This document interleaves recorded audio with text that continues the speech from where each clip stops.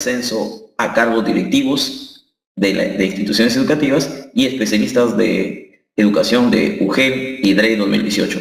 Quien les habla es el doctor Carlos Torres. Vamos a empezar este primer módulo correspondiente a lo que nos pide el temario de este concurso. El primer temario corresponde a constructivismo y socioconstructivismo. ¿Qué es lo que debemos saber? ¿Y qué ideas puntuales tenemos que tener? Y las ideas fuerzas que debemos tener sobre el constructivismo. En primer lugar, recuerda que ninguno de los representantes que decimos del constructivismo se llamaron constructivistas. Ninguno de ellos, por si acaso. Jean Piaget, Vygotsky, Brunner, David Aude, son algunos de los representantes del constructivismo. Ahora, ¿pero qué conocemos del constructivismo? ¿O qué es el constructivismo, si queremos decirlo?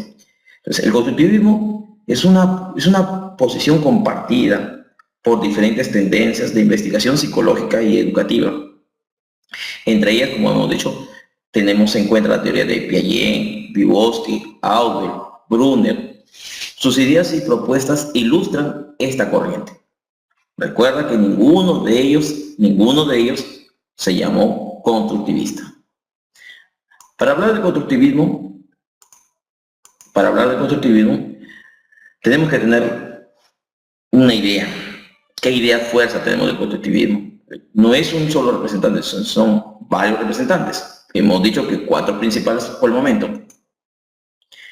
Ahora, las nociones que debemos tener, tenemos 2 nociones. O sea, una es una noción epistemológica y una noción pedagógica.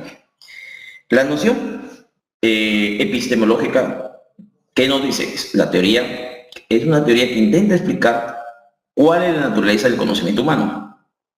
Mientras la parte pedagógica, la corriente que afirma que el conocimiento de todas las cosas es un proceso mental del individuo. Un proceso mental del individuo que se desarrolla de manera interna, pero sobre la base de lo que el individuo obtiene información e interactúa con su entorno. ¿Qué más debemos saber? ¿Qué idea fuerza debemos tener? ¿Qué principios tienen el aprendizaje constructivista? Primero, el aprendizaje se produce cuando entra en conflicto lo que el alumno ya sabe con lo que debería saber. Una idea fuerza. El aprendizaje es un proceso cognitivo interno y autoestructurante. El grado de aprendizaje depende del nivel de desarrollo cognitivo. El punto de partida de todo aprendizaje son los conocimientos previos. Por eso que en las sesiones de aprendizaje generalmente nos piden, o bien una regla general, es que empecemos con los conocimientos previos que tienen los estudiantes. Lo que nosotros llamamos la lluvia de ideas. A través de la lluvia de ideas, el docente puede saber qué es lo que el estudiante tiene ya como conocimiento previo. El aprendizaje es un proceso de construcción de saberes culturales. Aquí interviene, digamos, la teoría de Vygotsky cuando habla sobre saberes culturales. Dentro de su comunidad, todo estudiante debe ver saberes culturales, históricos, tradiciones, costumbres, que forman parte del estudiante, el conocimiento del estudiante.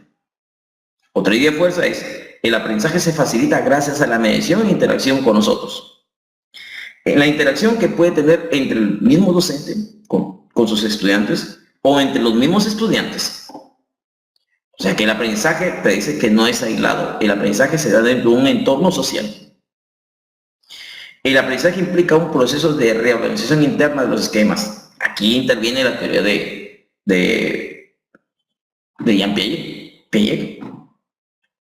Y el aprendizaje se produce cuando entra en conflicto lo que el alumno o estudiante ya sabe con lo que debería saber. Hay que acordarnos de esas ideas fuerzas que nos van a ayudar a resolver cuando tengamos preguntas del examen. Ahora sí, tenemos una idea, ¿qué es el constructivismo? El constructivismo dice que es una teoría del aprendizaje, que sostiene que una persona, tanto en el aspecto cognitivo, social y afectivo, del comportamiento, no es un mero producto, por si acaso, del ambiente ni un simple resultado de las disposiciones internas, sino es una construcción propia que se va produciendo día a día como resultado de la interacción de dos factores. ¿Quiénes son esos dos factores? Allá, la experiencia del presente y esquemas mentales propios, históricamente desarrollados a partir de las experiencias pasadas del estudiante. O sea, las experiencias pasadas del estudiante nos van a servir de apoyo. ¿Ya? Ninguna experiencia pasada del estudiante se debe descartar, sino debemos tener en cuenta eso. ¿Qué características debe tener un estudiante constructivista? Vamos a ver. Es un individuo activo. Pregunta. Un estudiante cuando pregunta es porque está interesado en una sesión o actividad de aprendizaje por parte de su docente o por parte de la maestra. Observa atentamente. Ejecuta procesos. Cuando pide ayuda a quienes más saben, o sea, no se va a quedar callado. Su inquietud es de buscar la verdad. Pide opiniones sobre determinados aspectos y compara estas opiniones con las que él piensa. Las va a confrontar a su sociedad. Tal como piensa un estudiante, le pide su opinión y él va a confrontar internamente que si su opinión está acorde o no está en relación o tiene una analogía parecida a lo que su compañero ha opinado. Es responsable de su propio proceso de aprendizaje. Llegar un momento en que el estudiante sea responsable de su propio aprendizaje.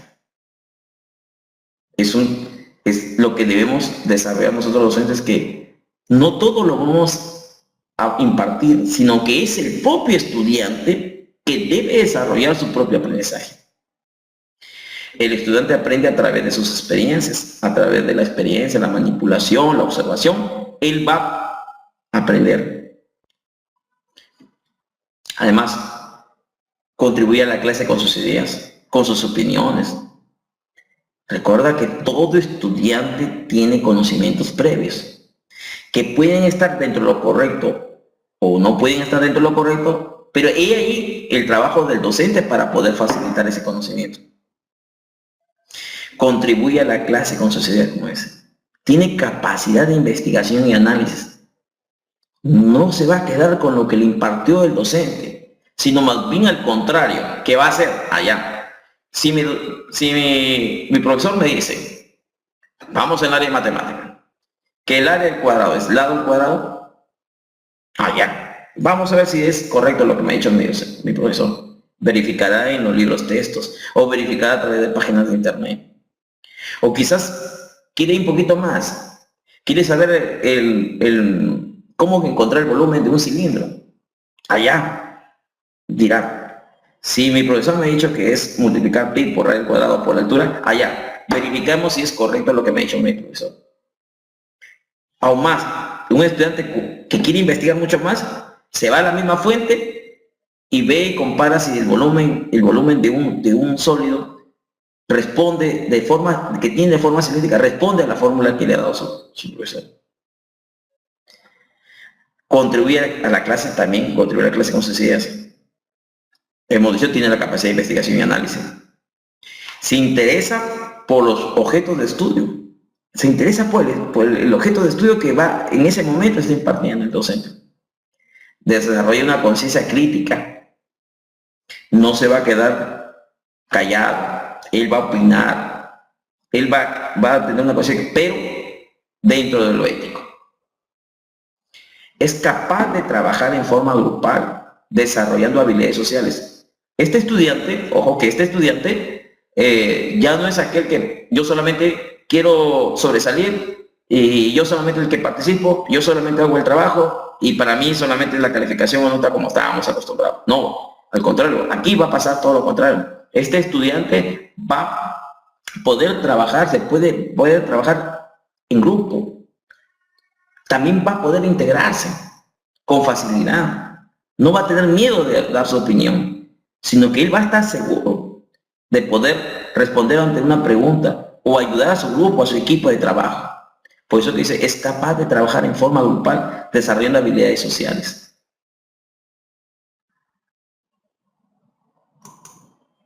Ahora, hemos hablado del estudiante constructivista.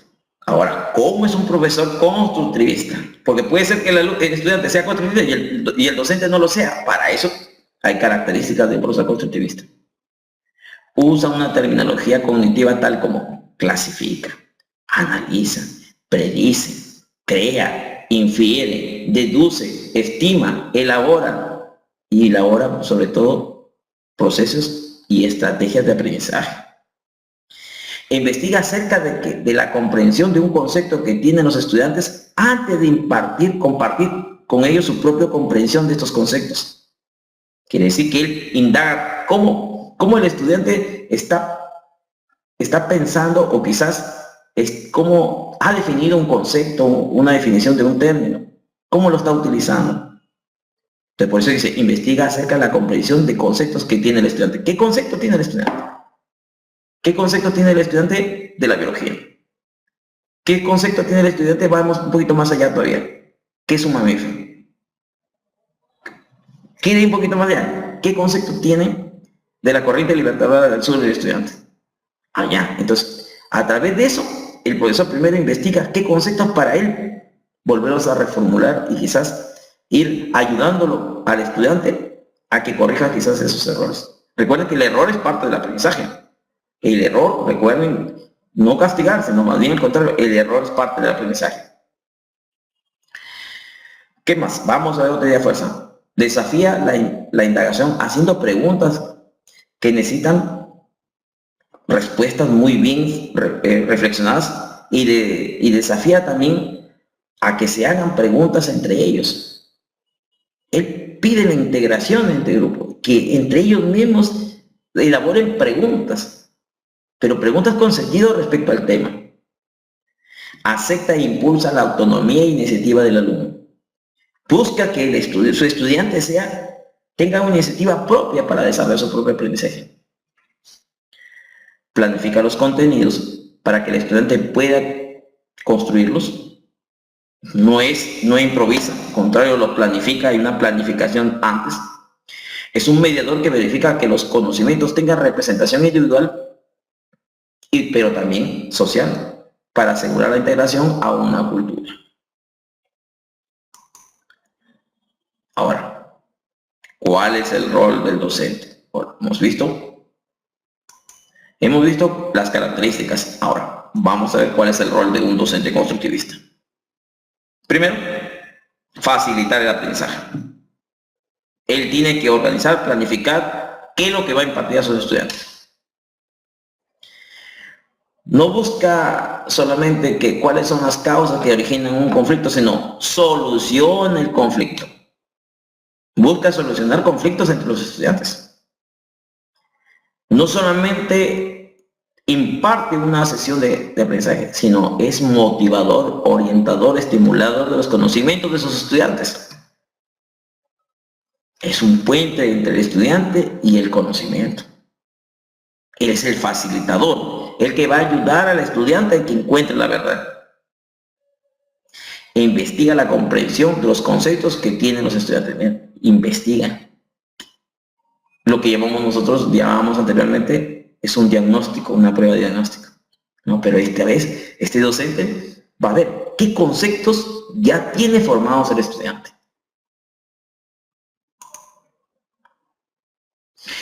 Hemos hablado de un estudiante, de un docente. Ahora, ¿cómo es una escuela constructivista?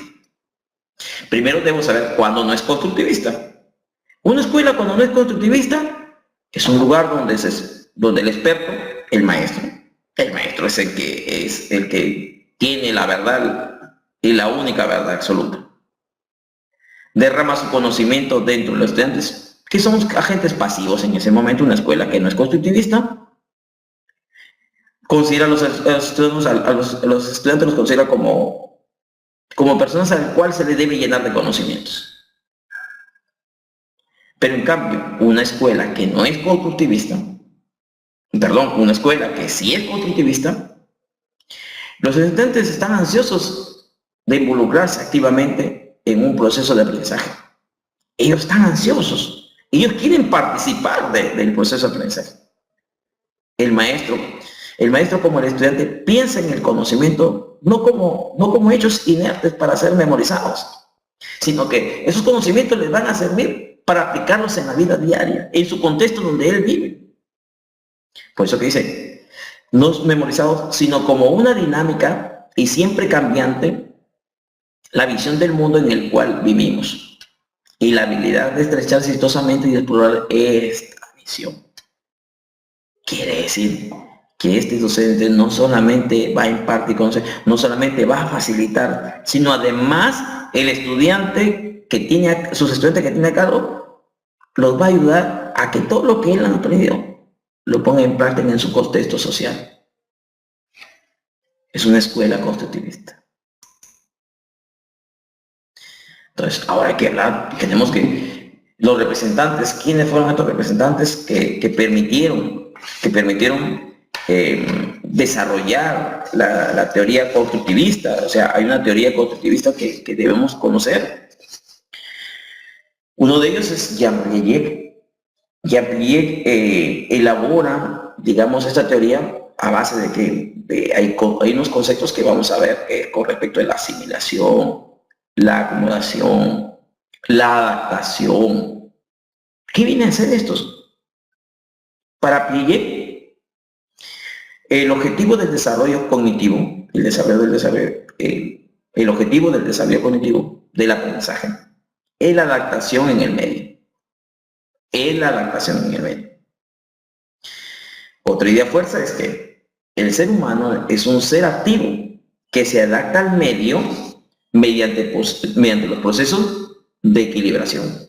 Mira, equilibración. Hemos hablado de adaptación y ahora de equilibración. Los organismos consiguen el equilibrio como resultado de dos procesos básicos. Uno de ellos es la asimilación y otro es la acomodación. ¿Qué quiere? Vamos a ver en el cuadro que sigue. Recuerda que la asimilación va hacia el interior, desde el medio hacia el sujeto. La asimilación, recuerda, va desde el interior, desde el medio hacia el sujeto. Y la acomodación va hacia el exterior, desde el individuo hacia el medio exterior. Ahora sí, veamos lo siguiente. Entonces, Jean Piaget, ¿quién influye en el pensamiento de Jean Piaget? Hay dos personajes, Albert Dicklet y James Blackley. Son dos psicólogos que van a dar forma a su teoría. Por eso que Piaget dice, Piaget emprende su teoría teniendo una perspectiva que al mismo tiempo es biológica, lógica, psicológica, reuniéndose en una nueva epistemología. Utiliza la biología, utiliza la lógica y utiliza la psicología, reuniéndose en una nueva epistemología. Vamos aclarando también esos términos. Es por ello que nos habla de una epistemología genética. Entiende aquí que la epistemología, no como ciencia que estudia a la ciencia, sino como la investigación de las capacidades cognitivas en cuanto a la genética. Por eso que dice epistemología genética. Ahora, con respecto a la genética, esto no se refiere tanto al campo de la biología, que estudia los genes, sino que va a permitir el estudio de cómo es el origen del pensamiento, cómo se origina el pensamiento, cómo se origina el aprendizaje.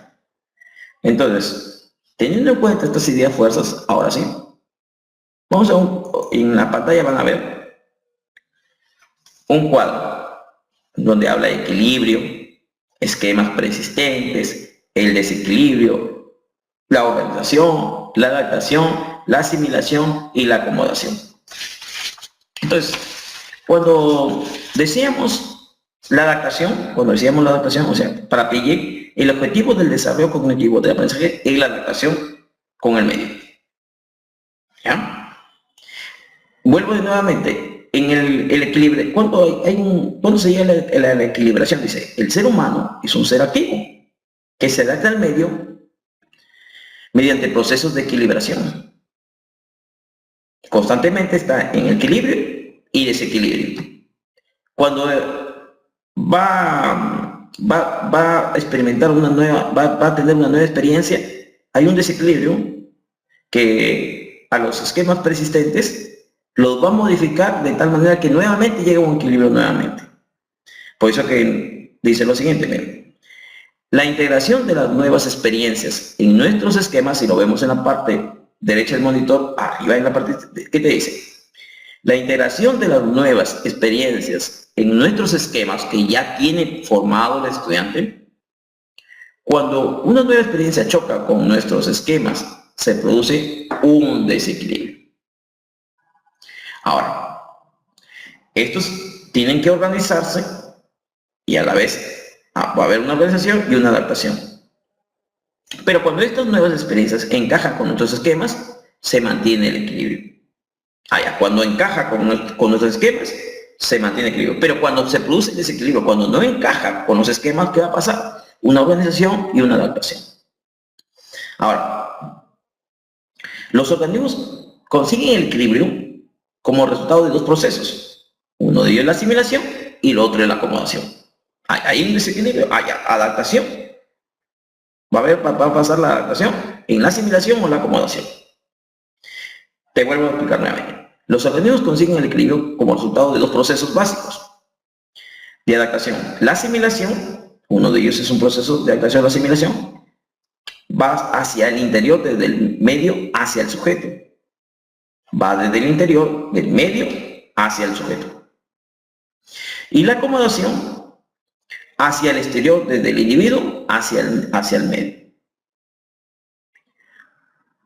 Ahora, y la organización, que nos dice, es nuestra forma de dar sentido y simplificar en categorías nuestros conocimientos del mundo. A través también de la asimilación, es un proceso en el que el sujeto interpreta la información que proviene del medio en función de sus esquemas o estructuras conceptuales. Y la acomodación, ¿qué viene a ser la acomodación? Supone la modificación de los esquemas existentes para responder a una situación nueva. Recuerda que la acomodación supone la modificación de los esquemas existentes para responder a una situación nueva. Ahora, Piaget recuerda que pone 4 estadios: el sensorio motriz, el preoperacional, operaciones concretas y operaciones abstractas. Ahí se va a realizar en cada uno de estas etapas, va a producirse la asimilación, la acomodación, los esquemas y la inteligencia. En cada uno de ellos. O sea, ninguna de esas etapas va a dejar de decir, no, en esta etapa solamente se realizó la asimilación, en esta otra etapa se realizó la acomodación. No, en cada una de ellas. Es por eso que dice, en la asimilación, ¿cómo la podemos dar como una idea fuerza? Es recibir la información en la asimilación, recibe la información. La acomodación es ¿qué hacer con la información? El esquema es la forma de cómo solucionar el problema. Y la inteligencia, el resolver el problema.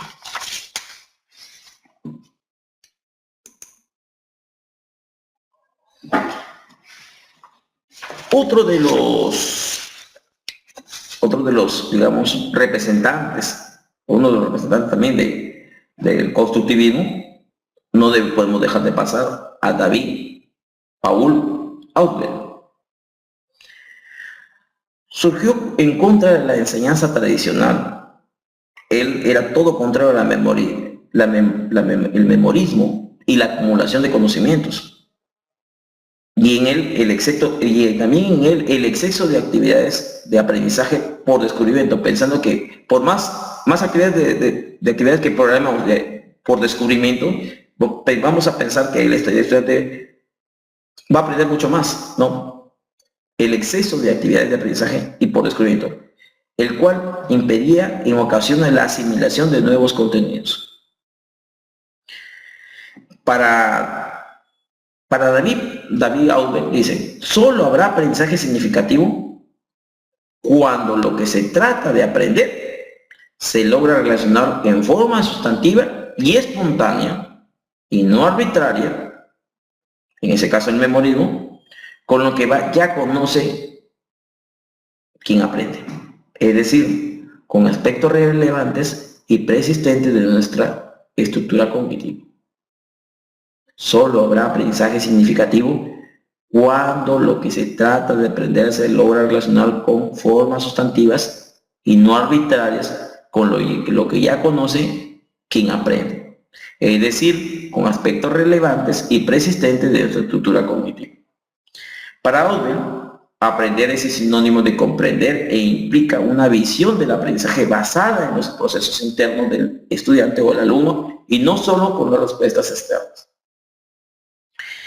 En este aprendizaje el profesor utiliza organizadores previos que favorezcan la relación adecuada entre los conocimientos previos y los nuevos. Ausubel distingue tres tipos de aprendizaje significativo que van a ir desarrollándose en las etapas del desarrollo humano. Uno de ellos es el aprendizaje de representaciones, que es cuando los niños comienzan a tener las primeras ideas, nociones sobre los objetos y la relación que existen entre la palabra o el significado que lleva el símbolo del objeto, por decir, dice acá. Ese es el aprendizaje más elemental en el cual depende los demás tipos de aprendizaje. Consiste en atribuir significado a determinados símbolos. Ocurre cuando se iguala el significado símbolo arbitrario con referente al objeto. O sea, por una parte tienes el significado y por otro tienes el símbolo referente del objeto, del elemento o concepto que quieras tener. Un ejemplo, por decir, el aprendizaje de la palabra pelota ocurre cuando el significado de esta palabra se convierte equivalente a la pelota que el niño está percibiendo, por consiguiente significa la misma cosa. La palabra pelota es lo mismo que el objeto pelota. Esto sucede recién al inicio, cuando es en la etapa de niñez. Entonces, en las primeras etapas, donde nosotros le damos la palabra y el objeto y la palabra piensa que es el objeto a la vez. Entonces, esto es aprendizaje por representaciones. De ahí viene otro, conforme va madurando el estudiante, dice el aprendizaje de conceptos. Los conceptos se definen como objetos o eventos, situaciones o propiedades que poseen atributos de criterios comunes que se asignan mediante algún símbolo o signo. A partir de experiencias concretas, comprende que la palabra mamá puede usarse también con otras personas, refiriéndose a las madres. Aquí ya va teniendo una noción mucho más de lo que ya refiere a la palabra, y también a lo que refiere el símbolo. Luego hay un aprendizaje por proposiciones. Cuando conoce el significado de los conceptos, o sea, ya conoce de los conceptos, puede formar frases que contengan dos o más conceptos donde afirme o niegue algo. Así, un concepto nuevo es asimilado al integrarlo en su estructura cognitiva con los conocimientos previos. Implica la combinación y relación de varias palabras, cada una de las cuales contribuye a un referente unitario. Se combinan de tal forma que la idea resultante es más que la suma de los significados de las palabras, produciendo un nuevo significado.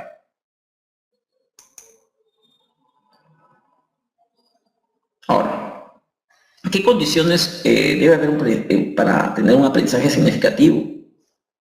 Aquí tenemos que tener en cuenta que el material potencialmente significativo y la disposición subjetiva para el aprendizaje. Cuando hablamos de la disposición subjetiva del aprendizaje, o sea, estamos viendo la parte efectiva del estudiante para poder aprender. Y el material potencialmente significativo tiene la significatividad lógica y la significatividad psicológica cognitiva. Con respecto a la significatividad lógica, que de una coherencia entre la estructura interna, una secuencia de los procesos entre las relaciones de sus componentes, y la significatividad lógica cognitiva, los contenidos pueden ser comprendidos desde la estructura cognitiva que posee el sujeto que aprende. Y la psicología afectiva es la disposición subjetiva para el aprendizaje las motivaciones internas de cada uno de ellos. ¿Cuáles son las características de un aprendizaje significativo? Ojo, es constructivo, la persona construye sus propios conocimientos y habilidades. Es acumulativo, se funden los saberes formales e informales previos. Es autorregulado, el estudiante controla su aprendizaje. Cuando controla su aprendizaje estamos hablando de la metacognición, que también lo vamos a ver. Es orientado al desarrollo de capacidades. El aprendizaje se puede producir incidentalmente, pero es significativo cuando se orienta a una meta. Es diferente individualmente. Cada estudiante aprende de manera diferente. Por eso hay que tener cuidado. Nosotros debemos diagnosticar cada uno de los estilos de aprendizaje de nuestros estudiantes. Los resultados de aprender varían por las diferencias individuales, capacidades, saberes previos, autocontrol de los procesos, por la motivación, por los intereses. Y estos son temas que vamos a tocar en las siguientes sesiones virtuales que vamos a tener. Además, el aprendizaje es cooperativo. El aprendizaje productivo es individual, pero facilitan cuando se realiza interacción con otros, cuando hay interacción entre otros estudiantes. Ahora vamos a hablar del socioconstructivismo. Ya no solamente constructivo, ahora sí, el socioconstructivismo. Tenemos que hablar de Vygotsky. Vygotsky, recuerda que nació en noviembre de 1826 en Orsk, Bielorrusia, como cultura general. Eso no te van a decir dónde nació, de qué nacionalidad fue Vygotsky, no, para tenerlo como para tenerlo como una cultura. Estudió leyes en la Universidad de Moscú y fundó el laboratorio de psicología. Mira, estudió leyes, también se dedica a la psicología. Considerado de gran importancia en la influencia del entorno y en el desarrollo del niño. Él consideró de gran importancia la influencia del entorno en el desarrollo del niño. Sus investigaciones se centran en el pensamiento, en el lenguaje, en la memoria y en el juego. Pensamiento, lenguaje, memoria y juego. Para él los procesos psicológicos son cambiantes, nunca fijos y dependen del entorno vital donde se esté desarrollando el estudiante.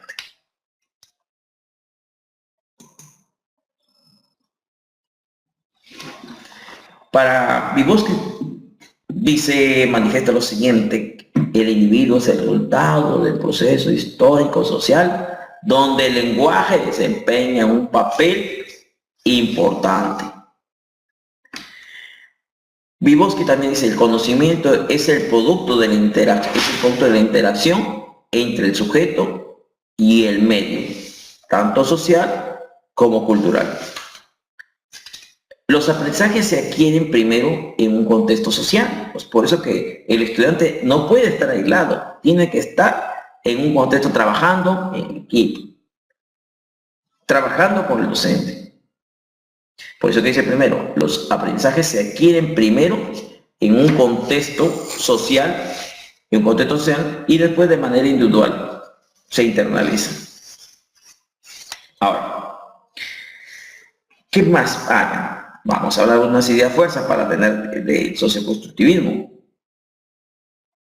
En cuanto a las perspectivas sociocultural, esta se antepone al aprendizaje al desarrollo. El desarrollo es producto del aprendizaje. Recuerda que el desarrollo es producto del aprendizaje. Otra idea fuerza es que Vygotsky señala que casi todo el aprendizaje se produce por la mediación de otras personas capaces. Es por eso que vemos en el dibujito, no sé si vemos en la diapositiva, vemos que una maestra que está enseñando, una madre que está enseñando a caminar al niño, un padre que está aconsejando, un abuelo, un padre que está aconsejando a un niño. Por eso que señala que casi todo el aprendizaje se produce mediante la mediación de otras personas que son capaces. Vamos a dar unas ideas que nos van a ayudar a entender un poquito más lo que es el socioconstructivismo. Es la idea que mantiene que el individuo es una construcción propia que se va produciendo día a día, resultado del aspecto cognitivo y social. El conocimiento no es una copia de la realidad, sino una construcción del ser humano. La construcción que realizamos todos los días depende de las representaciones inicial que tengamos de nuestra información y de la actividad externa o interna que desarrolla al respecto. El conocimiento es un producto de la interacción social y cultural. Acuérdense siempre, el conocimiento es un producto de la interacción social y cultural. Una de las aportaciones de Vygotsky ha sido concebir al sujeto como un ser eminentemente social. También aquí viene. La zona de desarrollo próximo es otro de los conceptos esenciales en la obra de Vygotsky, que la vamos a ver a continuación. La zona de desarrollo próximo, ¿qué viene a ser? Dice que es la distancia entre el nivel de desarrollo real, o sea, cómo empieza un estudiante en la zona de nivel de desarrollo real, cómo lo encontraste a tu estudiante y a qué piensas, cómo piensas o qué quieres, cuáles son tus aspiraciones, hasta dónde quiere que llegue tu estudiante. Entre lo inicial y el nivel potencial, esa distancia se le llama zona de desarrollo próximo. Es ahí donde intervenimos los docentes. Dice, la distancia entre el nivel de desarrollo real, lo que hacemos sin ayuda de los demás, y entre el nivel potencial, lo que vamos a realizar con ayuda de los demás, ahí está el proceso de enseñanza. ¿Cuáles son las metas de la educación? Allá. La educación debe promover el desarrollo sociocultural e integral del estudiante o alumno. La educación se coordina con el desarrollo del niño a través de la zona de desarrollo potencial. Próximo. Zona de desarrollo próximo.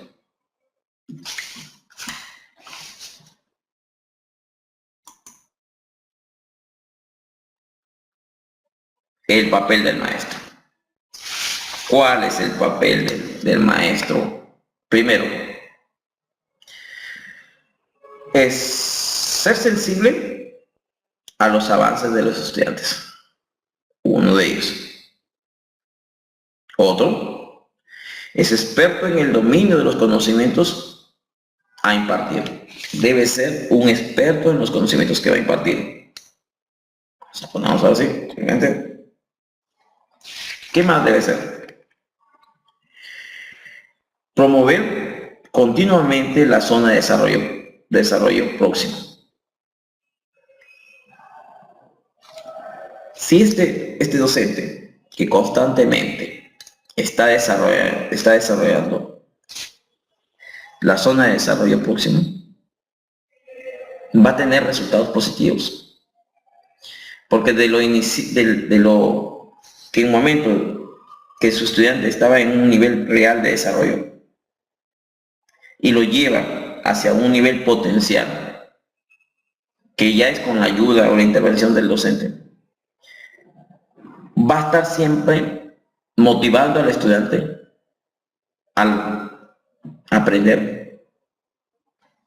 Pero un docente que deja de desarrollar, deja de tomar en cuenta la zona de desarrollo próximo, sus estudiantes nunca van a llegar a un nivel potencial.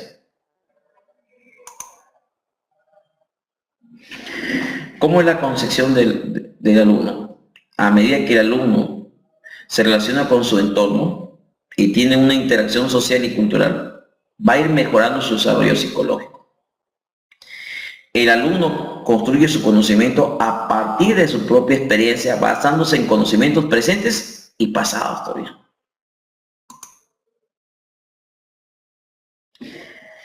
¿Cómo es la metodología? ¿Cómo es la metodología de la enseñanza?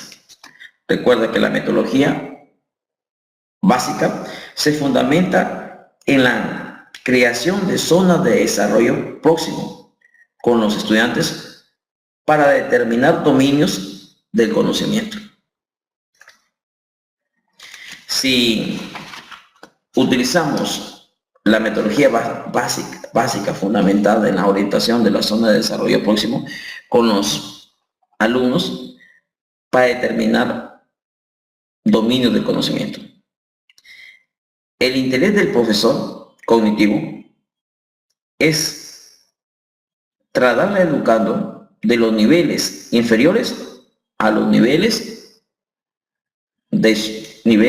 superiores, digamos, de enseñanza. La zona de desarrollo próximo se da dentro de un contexto de interacción entre maestro y estudiante. Tener en cuenta estos 3 puntos de la metodología de la enseñanza.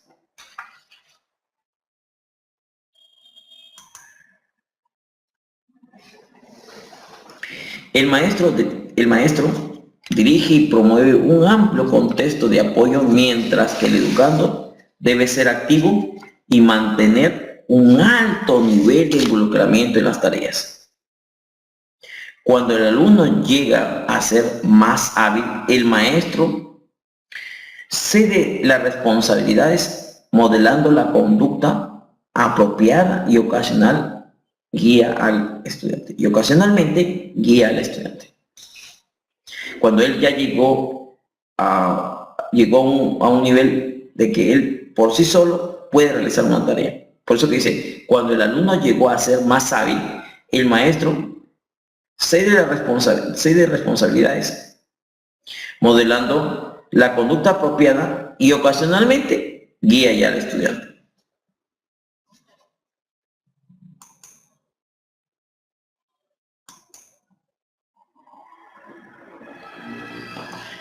Finalmente tenemos un cuadro comparativo de lo que es constructivismo y el socioconstructivismo.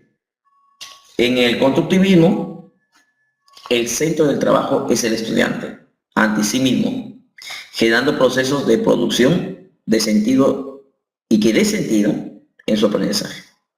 En cambio, el socioconstructivismo, el centro del trabajo está en la interrelación entre el estudiante, los demás y la cultura. Mientras que en el primero, el centro de trabajo es el estudiante ante él mismo. Pero aquí no, en el otro, en el socioconstructivismo, el centro de trabajo está entre la interrelación entre el estudiante, ya no en él mismo, sino los demás y la cultura. El conflicto cognitivo se genera cuando se cuestiona la limitación del conocimiento previo. En cambio aquí, en el socioconstructivismo, el conflicto sociocognitivo se genera cuando se manifiesta la insuficiencia del conocimiento compartido y la necesidad de superarlo, apoyándose en la diversidad de pensamientos, el análisis, la discusión y el proyecto común. Entonces, tener en cuenta que el constructivismo y el socioconstructivismo, ninguno de los autores, ninguno de los representantes se llamó constructivista ni tampoco se llamó socioconstructivista. Esto nos va a permitir a que podamos tener en cuenta en los temas a desarrollar posteriormente, ir recordando cada uno de estos principios y aún más, cuando vamos a resolver los exámenes de autoevaluación, van a darse cuenta que tanto han podido avanzar con respecto al socioconstructivismo y al constructivismo. Muchas gracias. Hasta una pronto.